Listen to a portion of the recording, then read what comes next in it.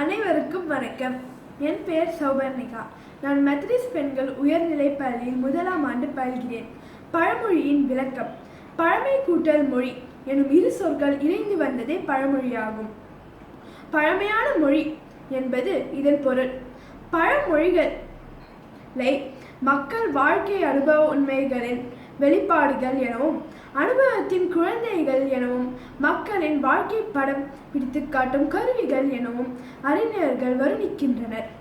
அகல உழுகிறதை விட ஆழ உழு என்ற பழமொழியை உங்களுக்கு விளக்குகிறேன். நிலம் உழும் போது நிலத்தின் அடியில் உரமிக்க மண் இருக்கும். மேல் மண் அடிக்கடி பயிரிடப்பட்டு தாது பொருட்கள் குறைந்து காணப்படும். புது மண்ணில் பயிர் செழித்து வளரும். மேலோட்டமாக உழுது செல்வதை விட ஆழமாக உழுதால் அடிமண் மேலே வரும். இதனால் பயிருக்கும் செழிப்பு. அதுபோல நம் நூல்கள் படிக்கும் போதும் கல்வி கற்கும் போதும் சில விஷயங்கள் கற்றுக்கொள்ளும் போதும் மேலோட்டமாக படிக்காமல் ஆழ்ந்து தெரிந்து கொள்ளல் அவசியமாகும். அதுவே நிலைக்கும். மற்றவை சில தினங்களுக்கு பின் மறந்துவிடும். இப்பழமொழி அறிவுரை மற்றும் கூறாமல் பண்டைய தமிழர் விவசாய அறிவையும் விளக்குகிறது.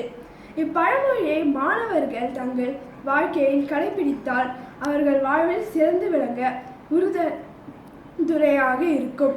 நன்றி, வணக்கம்.